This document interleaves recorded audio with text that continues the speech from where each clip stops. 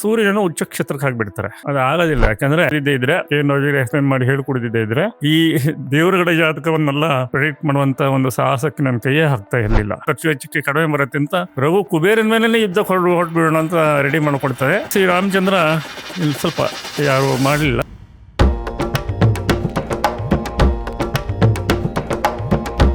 ನಮಸ್ಕಾರ, ನಾನು ಶಂಕರ ಹೆಗಡೆ, ಜ್ಯೋತಿಷಿ. ನಾನು ವಿವರವಾಗಿ ಪ್ರಭು ಶ್ರೀರಾಮಚಂದ್ರನ ಮತ್ತು ಶ್ರೀಕೃಷ್ಣ ಮತ್ತು ಯುಧಿಷ್ಠಿರರ ಬಗ್ಗೆ ಮಾತಾಡೋಣ ಅಂತ ಹೇಳಿದ್ದೆ. ನಿಮ್ ಕಣ್ಣೆದುರಿಗೆ ಕಾಣ್ತಾ ಇದೆ ಪ್ರಭು ಶ್ರೀರಾಮಚಂದ್ರನ ಜಾತಕ. ಶ್ಲೋಕ ಕೆಲವೊಬ್ರು ವಾಲ್ಮೀಕಿ ರಾಮಾಯಣದಲ್ಲಿ ಅದು ಇಲ್ಲ ಅಂತ ಹೇಳ್ತಾರೆ, ಬಟ್ ಪ್ರಚಲಿತದಲ್ಲಿರುವಂತಹ ಸಾಕಷ್ಟು ರಾಮಾಯಣದ ಗ್ರಂಥಗಳಲ್ಲಿ ಶ್ಲೋಕ ಏನ್ ಹೇಳುತ್ತೆ ಅಂತಂದ್ರೆ 5 ಗ್ರಹಗಳು ಸ್ವಕ್ಷೇತ್ರ ಅಥವಾ ಉಚ್ಚಕ್ಷೇತ್ರ ಅಂತ. ಈಗ ಶ್ರೀರಾಮಚಂದ್ರ ಹುಟ್ಟಿದ್ದು ನಾನು ಸ್ವಲ್ಪ ಟಚ್ ಮಾಡಿದ್ದೆ ಲಾಸ್ಟ್ ವಿಡಿಯೋದಲ್ಲಿ. ಶ್ರೀರಾಮಚಂದ್ರ ಹುಟ್ಟಿದ್ದು ಪುನರ್ವಸು ನಕ್ಷತ್ರ, ಕರ್ಕಾಟಕ ರಾಶಿ, ಕರ್ಕಾಟಕ ಲಗ್ನ ಅಂತ ಬರುತ್ತೆ. ನಾನು ಪ್ರಾಯಶಃ ಯೋಗಿ ಭಾಸ್ಕರಾನಂದ್ ಅವರು ಅಂದ್ರೆ ನಮ್ಮ KN ಅವರ ಗುರುಗಳು ಈ ಜಾತಕವನ್ನ ಎಕ್ಸ್ಪ್ಲೇನ್ ಮಾಡದಿದ್ದೇ ಇದ್ರೆ, KN ಎಕ್ಸ್ಪ್ಲೇನ್ ಮಾಡಿ ಹೇಳ್ಕೊಡಿದ್ದೇ ಇದ್ರೆ ಈ ದೇವರುಗಳ ಜಾತಕವನ್ನೆಲ್ಲ ಪ್ರೆಡಿಕ್ಟ್ ಮಾಡುವಂತ ಒಂದು ಸಾಹಸಕ್ಕೆ ನನ್ನ ಕೈಯೇ ಹಾಕ್ತಾ ಇರಲಿಲ್ಲ. ಯೋಗಿಗಳು ಹೇಳೋದನ್ನೇ ತಗೊಳ್ತಾ ಇದ್ದೇನೆ. ಇಲ್ಲಿ ಬಹಳಷ್ಟು ಜನ ಸೂರ್ಯನ ಉಚ್ಚ ಕ್ಷೇತ್ರಕ್ಕೆ ಹಾಕ್ಬಿಡ್ತಾರೆ. ಅದು ಆಗೋದಿಲ್ಲ. ಯಾಕಂದ್ರೆ ಪ್ರತಿ ಒಂದು ತಿಥಿಗೂ ಸೂರ್ಯ ಮತ್ತು ಚಂದ್ರರ ಮಧ್ಯೆ 12 ಡಿಗ್ರಿ ಡಿಫರೆನ್ಸ್ ಬರುತ್ತೆ ರಫ್ಲಿ. ಸೊ ಅಮಾವಾಸ್ಯೆ ಕಳೆದು ಪಾಡ್ಯ 12 ಡಿಗ್ರಿ ವರೆಗಿರುತ್ತೆ. ಹಾಗೆ ನೀವು ಮುಂದೆ ತಗೊಂಡು ಹೋದ್ರೆ ಪುನರ್ವಸು ನಕ್ಷತ್ರ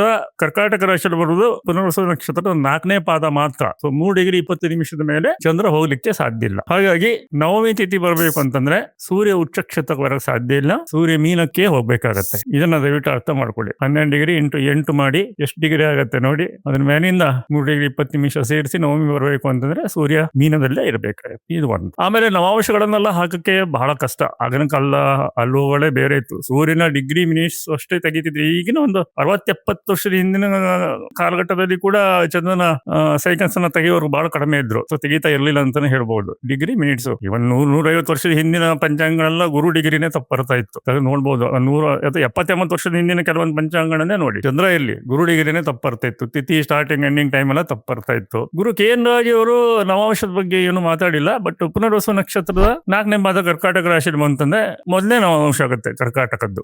ನಾನ್ ಮಾಡಿರೋದು ಇದು ನವಾಂಶದ ಚಂದ್ರನ್ ಮಾತ್ರ, ಮತ್ತೇನು ಹಾಕ್ಲಿಕ್ಕೆ ಆಗೋದಿಲ್ಲ. ಗೊತ್ತಿಲ್ಲ ನಮ್ಗೆ ಡಿಗ್ರಿಗಳು ಎಷ್ಟೆಷ್ಟು ಅಂತ. ಚಂದ್ರನನ್ನು ಗೊತ್ತಾಗುತ್ತೆ ಲಾಜಿಕ್. ಸೊ ಚಂದ್ರ ಕರ್ಕಾಟಕ ನವಾಂಶಕ್ಕೆ ಹೋಗ್ತಾನೆ ಅಂದ್ರೆ ವರ್ಗೋತ್ತಮ. ಯಾವುದೇ ಗ್ರಹ ರಾಶಿ ಕುಂಡಿಲಿ ಯಾವ ಮನೆಯಲ್ಲಿ ಇರುತ್ತೆ, ಯಾವ ರಾಶಿಯಲ್ಲಿ ಇರುತ್ತೋ ಅದೇ ರಾಶಿಯಲ್ಲಿ ನವಾಂಶದಲ್ಲಿ ಬಂದ್ರೆ ಅದಕ್ಕೆ ವರ್ಗೋತ್ತಮ ಅಂತ ಕರೀತಾರೆ. ಈ ವರ್ಗೋತ್ತಮನು ಬಹಳ ಪವರ್ಫುಲ್ ಟೂಲ್ ಪ್ರೆಡಿಕ್ಟ್ ಮಾಡ್ಲಿಕ್ಕೆ. ತುಂಬಾ ಸ್ಟ್ರಾಂಗ್ ಇರ್ತವೆ ಅಲ್ಲಿರೋ ಗ್ರಹಗಳು. ಅದರ ಸ್ವಕ್ಷೇತ್ರದ ವರ್ಗೋತ್ತಮ ಚಂದ್ರ. ಲಗ್ನದಲ್ಲಿ ಗುರು, ಗಜಕೇಸರಿ ಯೋಗ ಬಿಡಿ, ಗುರು ಚಂದ್ರ ಒಟ್ಟಿಗೆ ಇರುವಂತದ್ದು ಗುರು ಹಂಸ ಯೋಗ. ಶನಿ ವಕ್ರ ನೆನ್ಪಿಟ್ಕೊಡಿ.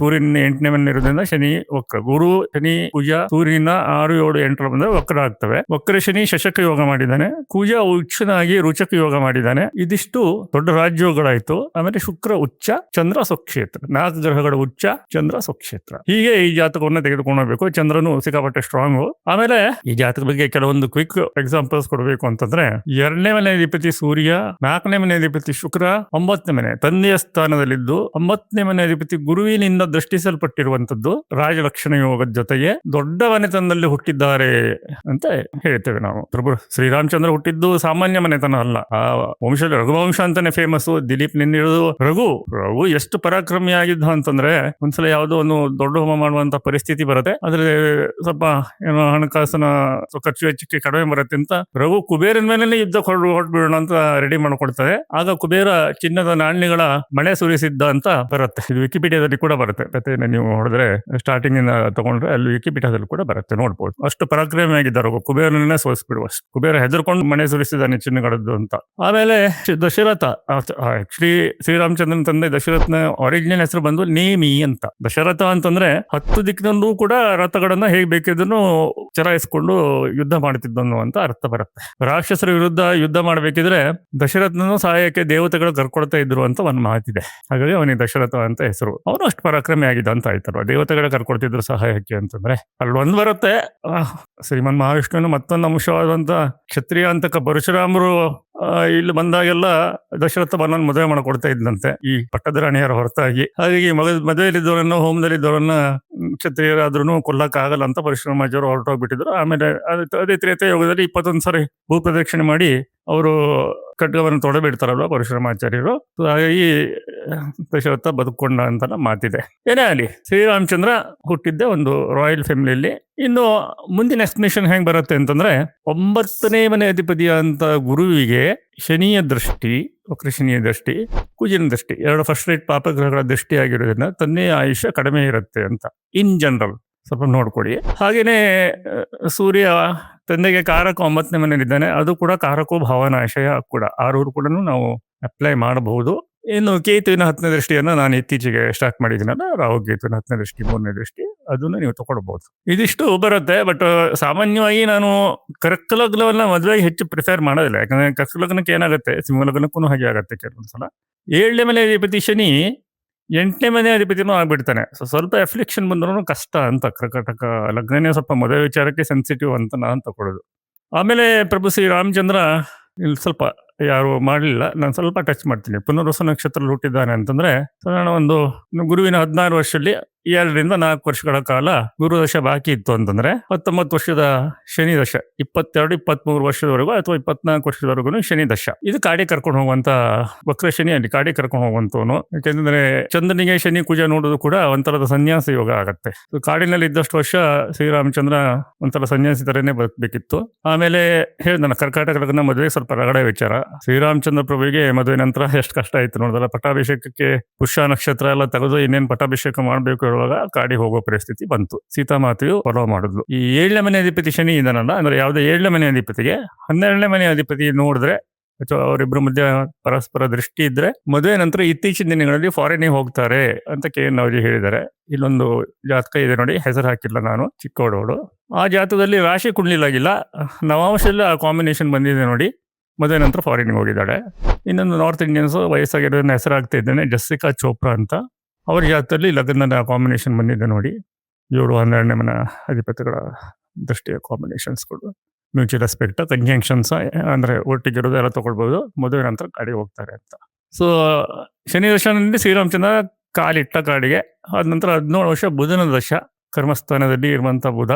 ಸೊ ಬುಧ ದಶನಲ್ಲಿ ಅಲ್ಲಿ KN ಅದನ್ನು ಮರ್ತು ಬಿಟ್ಟಿದ್ದಾರೆ. 3rd lord in the 10th house, ಅವರೇ ಕಂಡುಹಿಡಿದಿದ್ದು ಮಿರಾಕಲ್ ಬಾಬಾ ಅಂತ. ಬುಧ ದಶನಲ್ಲಿ ಶ್ರೀರಾಮಚಂದ್ರ ಪ್ರಭು ಎಂಥ ಮಹಾನ್ ಪರಾಕ್ರಮಿ ಅನ್ನೋದು ಗೊತ್ತಾಗತ್ತೆ. ಶೂರ್ಪನಖಿಯ ಮೂಗು ಕಿವಿ ಕೊಯ್ದ ನಂತರ ಲಕ್ಷ್ಮಣ ಖರದೂಷಣಾದಿಗಳೆಲ್ಲ ಬರ್ತಾರೆ. ಭಯಾನಕವಾದಂಥ ಯುದ್ಧದಲ್ಲಿ ಶ್ರೀರಾಮಚಂದ್ರ ಒಬ್ಬನೇ ಅವರನ್ನೆಲ್ಲ ಕೊಂದೊಡ್ತಾನೆ. ಆಮೇಲೆ ಹಾಗೆ ವಾಲಿವಧೆ, ಹಾಗೆ ದೊಡ್ಡದಾಗಿ ಮೆರೆತಿದ್ದಂತಹ ರಾವಣನ ಬುಧ ದಶನಲ್ಲೇ ಶ್ರೀರಾಮಚಂದ್ರ ಮುಗಿಸಿದ್ದು. ಇಲ್ಲಿ ಒಂದು ಮಾತಂತ ಹೇಳ್ತೇನೆ, ಏನಾದ್ರು ಗ್ರಹಗಳು ಹೇಳ್ದಂಗೆ ದೇವ್ರು ಕೇಳ್ತಾನ, ದೇವ್ರು ಹೇಳ್ದಂಗೆ ಗ್ರಹಗಳೇ ಕೇಳ್ತಾನ ಅಂತ ಕೇಳಿದ್ರೆ ಸ್ವಲ್ಪ ಉತ್ತರಿಸೋದು ಕಷ್ಟನೇ. ಬಟ್ ಯೋಗಿಗಳು ಡಿಸ್ಕಸ್ ಮಾಡಿದಿಂದ ಅದನ್ನ ಮುಂದುವರೆದ ಭಾಗವಾಗಿ ನಾನು ಇಲ್ಲಿ ಹೇಳ್ತಾ ಇದ್ದೇನೆ. ಆಮೇಲೆ ಲಗ್ನದಲ್ಲಿ ಗುರು, ಸಪ್ತಮದಲ್ಲಿ ಕುಜ, ಅಥವಾ ಲಗ್ನದಲ್ಲಿ ಕುಜ ಸಪ್ತಮದಲ್ಲಿ ಗುರು, ಇದು ಓಕೆ. ಬಟ್ ಇಬ್ಬರಲ್ಲೊಬ್ಬರು ವಕ್ರವಾದ್ರೆ ಉಲ್ಟಾ ಆಗ್ಬಿಡುತ್ತೆ. ಮದುವೆ ವಿಚಾರಕ್ಕೆ ಅದರಗಡೆ ಉನ್ಮಾದತೆಯಿಂದ ಕೂಡಿರುತ್ತೆ ಈಗಿನ ಕಾಲದಲ್ಲಿ. ಅದನ್ನು ನಾನು ಬಿಡಿಸಿ ಹೇಳ್ತಾ ಇದ್ದೇನೆ. ಇಲ್ಲಿ ಇಬ್ಬರು ವಕ್ರ ಅಲ್ಲ. ಹಾಗಾಗಿ ಇಲ್ಲಿ ಮರ್ಯಾದಾ ಪುರುಷೋತ್ತಮನ ಯೋಗ ಆಗಿದೆ. ಆಮೇಲೆ ಇನ್ನೊಂದು ಟೆಕ್ನಿಕಲ್ ಥಿಂಗ್ ಅಂತ ತೋರಿಸ್ತಾ ಇದ್ದೀನಿ, ಮಕರ ಸಂಕ್ರಾಂತಿದು. ಯಾಕೆ ನಾವು ಇಷ್ಟು ಹಿಂದಿನ ಜಾತಕಗಳನ್ನೆಲ್ಲ ಹೆಚ್ಚು ಯೂಸ್ ಮಾಡೋದಿಲ್ಲ ಅಂತಂದ್ರೆ, ಮಕರ ಸಂಕ್ರಾಂತಿ 2026 ಜಾತಕ ನೋಡಿ. ಇತ್ತೀಚಿನ ದಿನಗಳಲ್ಲಿ 2026ಕ್ಕೆ ಸಾಧಾರಣ 14 ಸಂಜೆ 15 ಮಧ್ಯರಾತ್ರಿ ಸುಮಾರಿಗೆ ಸಂಕ್ರಾಂತಿ ಆಗತ್ತಲ್ಲ, ಮಕರ ಸಂಕ್ರಾಂತಿ. 0 ಡಿಗ್ರಿ ಮಕರದಲ್ಲೂ ಬರಬೇಕು, ಸೂರ್ಯ ಎಂಟರ್ ಆಗಬೇಕು ಮಕರಕ್ಕೆ. ಇತ್ತೀಚಿನ ದಿನಗಳಲ್ಲಿ ಹಾಗಾಗತ್ತೆ. ಬಟ್ ಅದೇ ನೀವು 3000ನೇ ಇಸ್ವಿಯ ಮಕರ ಸಂಕ್ರಾಂತಿಯನ್ನ ನೋಡಿ, 3000ನೇ ಇಸ್ವಿಯಲ್ಲಿ ಧನುನಲ್ಲಿ 16 ಡಿಗ್ರಿ 5 ನಿಮಿಷದಲ್ಲಿ ಇರ್ತಾನೆ ರಫ್ಲಿ. ಅಂದ್ರೆ ಇನ್ನೂ ಒಂದು 30 ಡಿಗ್ರಿ ಕ್ರಾಸ್ ಮಾಡಿ ಅಲ್ಲಿ ಹೋಗ್ಬೇಕು ಅಂತಂದ್ರೆ ಗೊತ್ತಾಯ್ತಾ. ಸೊ ಸೂರ್ಯನಿಗೆ ಇನ್ನೂ ಒಂದು 14 ಡಿಗ್ರಿ ಬೇಕು. ಅಂದ್ರೆ ಹೆಚ್ಚು ಕಡಿಮೆ ಸೂರ್ಯ ದಿನಕ್ಕೊಂದು ಡಿಗ್ರಿ ಮೂವ್ ಆಗ್ತಾನೆ ಅಂದ್ರೆ ಸುಮಾರು 13ರಿಂದ 14 ದಿವಸಗಳ ವ್ಯತ್ಯಾಸ ಬರುತ್ತೆ ಸಂಕ್ರಾಂತಿಯಲ್ಲಿ. ಸೂರ್ಯ ಅಂದ್ರೆ ನಾವು ಯೂಸ್ ಮಾಡುವಂತಹ ಭೂಮಿಯ ವಾರ್ಷಿಕ ಚಲನೆ. ಸೊ ಬರ್ತಾ ಸೂರ್ಯನ ಶಕ್ತಿನೂ ಕುಂದುತ್ತಾ ಇದೆ ನಕ್ಷತ್ರವಾಗಿ, ದೇವರಾಗಲ್ಲ. ಭೂಮಿಯು ಕೂಡ ಸ್ವಲ್ಪ ಸೂರ್ಯನ ಪ್ರಭಾವವನ್ನು ಕಡಿಮೆ ಮಾಡ್ಕೊಳ್ತಾ ಅದರ ಒಂದು ಪ್ರಭಾವನು ಸ್ವಲ್ಪ ಕಡಿಮೆ ಆಗತ್ತೆ ಅಂತ ನಾವು ತಗೊಳ್ಬಹುದೇನೋ. ಅಷ್ಟು ದಿವಸ ಲೇಟ್ ಆಗುತ್ತೆ ಅಂತ ಆಯ್ತಲ್ಲ ಮುಂದೆ ಹೋಗಕ್ಕೆ. ಇನ್ನು 10,000 ವರ್ಷಗಳ ಕಾಲ, 5,000 ವರ್ಷಗಳ ಕಾಲ ಎಲ್ಲ ಗ್ರಹ ಸ್ಥಿತಿಗಳು ಹೇಗಿತ್ತು ನಾನು ಹೇಳಿದ್ನಲ್ಲ, ಯೂಸ್ ಮಾಡ್ತಿದ್ದು ಪ್ಲೇನ್ ಟ್ರಿಗೊನೋಮೆಟ್ರಿ. ಈಗೆಲ್ಲ ಸೆಲೆಷನ್ ಮೆಕ್ಯಾನಿಕ್ಸ್. ಗ್ರಹಗಳು ಗೋಲಾಕಾರದಲ್ಲಿರೋದನ್ನ, ಸ್ಪೆರಿಕಲ್ ಶೇಪ್ ಅಲ್ಲಿ ಇರೋದನ್ನ ಸ್ಪೆರಿಕಲ್ ಟ್ರಿಗೊನೋಮೆಟ್ರಿ ಮಿನಿಮಮ್ ಬೇಕಾಗತ್ತೆ ಅವುಗಳ ಸ್ಥಿತಿಗತಿಗಳನ್ನ ತೆಗಿಲಿಕ್ಕೆ. ಇದೆಲ್ಲ ನೆನ್ಪಿಟ್ಕೊಳ್ಳಿ. ಆಮೇಲೆ ಮರ್ಯಾದಾ ಪುರುಷೋತ್ತಮ ರಾಮನನ್ನ ನಮ್ಮ ಹೃದಯದಲ್ಲಿಟ್ಟು ಪೂಜಿಸುವುದು ಹೆಚ್ಚು ಸೂಕ್ತ, ಎಲ್ಲೋ ಕಳತನ ಅಲ್ಲಿ ಕೂಡ ಹಾಕಿಡೋದಕ್ಕಿಂತ ಅಂತ ನನ್ನ ಭಾವನೆ. ಅಷ್ಟು ಚೆನ್ನಾಗಿ ರಾಮರಾಜ್ಯ ಇತ್ತು. ಬಹಳ ಜನ ಕೇಳ್ತಾರೆ, ದಶರಥನ ಕಾಲದಲ್ಲಿ ಚೆನ್ನಾಗಿರಲ್ವ ಅಂತ, ರಘು ಅವನ ಕಾಲದಲ್ಲಿ ಚೆನ್ನಾಗಿಲ್ವ ರಾಮರಾಜ್ಯ ಅಂತ. ಬಟ್ ರಾಮನ ವಿಶೇಷತೆ ಇತ್ತು. ವಯಸ್ಸಾದ ತಂದೆ ತಾಯಿಗಳನ್ನ ಬೆಳೆದ ಮಕ್ಕಳು ಸರಿಯಾಗಿ ನೋಡ್ಕೊಳ್ಳೋದಿದ್ದರೆ ರಾಮ ದಂಡನೆ ವಿಧಿಸ್ತಿದ್ದ ಅಂತ ವಿದ್ವಾನ್ ಜಗದೀಶ್ ಶರ್ಮ ಸಂಪವರು ಹೇಳಿದ್ದನ್ನ ನಾನು ಕೇಳಿದ್ದೀನಿ. ಸೊ ಅಂತ ಮರ್ಯಾದಾ ಪುರುಷೋತ್ತಮನ ಜಾತಕ ಇಷ್ಟು ವಿಶ್ಲೇಷಣೆ ಬೇಸಿಕ್ಸ್ ಕಲ್ತ್ಕೊಳ್ಳಿಕ್ಕೆ ಇಷ್ಟು ಸಾಕು. ಎಕ್ಸಾಂಪಲ್ಸ್ ಹಾಕಿದ್ದೀನಿ ಫಾರ್ ನೀವು. ಆಮೇಲೆ ಕೆಲವೊಂದು ಫೋಟೋಲಿ ರಾಮೇಶ್ವರದ ಬಗ್ಗೆ ನನ್ಗೊಂದು ಸಂಕಷ್ಟ ಬರುತ್ತೆ. ಕೆಲವೊಂದು ಫೋಟೋಲಿ ರಾಮ, ಸೀತೆ, ಲಕ್ಷ್ಮಣ, ಆಂಜನೇಯ ಬಾಲ ಹಾಕಿದ್ದು ಇಂಥವೆಲ್ಲ ತೋರಿಸ್ತಾರೆ. ರಾಮ ಅಲ್ಲಿ ದೇವಸ್ಥಾನ ಕಟ್ಸ್ಬೇಕಿದೆ, ಬಟ್ ಸೀತೆ ಮೊದಲು ಹೋಗಿದ್ದಾಳೆ ಲಂಕಾಕ್ಕೆ, ಹೋಗ್ಬೇಕಿದ್ರೆ ರಾಮ ಆಮೇಲೆ ಸೇತುವೆ ಕಟ್ಕೊಂಡು ಹೋದ. ಆಮೇಲೆ ಬರಬೇಕಿದ್ರೆ ರಾಮ ಸೀತೆ ಪುಷ್ಪಕ ವಿಮಾನದಲ್ಲಿ ಅಯೋಧ್ಯೆ ಹೋಗಿದ್ದಾಗಿ ದಾಖಲಾಗಿದೆ. ಬರಬೇಕಿದ್ರು ಹಾಗಾಗಿ ರಾಮೇಶ್ವರ ಅವ್ರು ವಿಸಿಟ್ ಮಾಡಲಿಲ್ಲ. ಸೊ ರಾಮ ಲಕ್ಷ್ಮಣ ಅಲ್ಲಿ ದೇವಸ್ಥಾನ ಕಟ್ಟಿದ್ರು ಒಪ್ಬಹುದು, ಸೀತೆ ಇದೆ ಅಂತಂದ್ರೆ ಹೆಂಗ್ ಒಪ್ಪಕ್ಕಾಗತ್ತೆ ಹೇಳಿ? ಇಂಥ ಲಾಜಿಕ್ಸ್ ಎಲ್ಲ ಅಡ್ಡ ಬರ್ತವೆ. ಇದಿಷ್ಟು ಸಾಕು.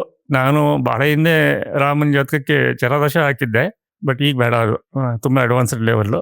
ಅಲ್ಲೆಲ್ಲ ಜ್ಯೋತಿಷಿಗಳು ಹೆಚ್ಚಿದ್ರು, ಆಗಲ್ಲ ಒಂದು 12-15 ವರ್ಷದ ಹಿಂದೆ ಅವರಿಗೆ ಅರ್ಥ ಆಗ್ತಿತ್ತು. ಇಲ್ಲಿ ಸ್ವಲ್ಪ ಬಿಗಿನರ್ಸ್ ಇದು ಈ ಹೊಸದಾಗಿ ಜ್ಯೋತಿಷ ಕಲಿತಿರೋರಿಗೆ ಮುಂದಿನ ಕ್ಲಾಸ್ ಅಂತೂ ಕೂಡ ನೀವು ಕನ್ಸಿಡರ್ ಮಾಡ್ಕೊಳ್ಳಿ. ಮುಂದಿನ ವಾರ ಅಥವಾ ಅದಕ್ಕೂ ಮುಂದಿನ ವಾರ ಭಗವಾನ್ ಶ್ರೀಕೃಷ್ಣನ ಜಾತಕವನ್ನು ವಿಶ್ಲೇಷಣೆ ಮಾಡೋಣ. ಅಲ್ಲಿವರೆಗೆ ನಮಸ್ಕಾರ.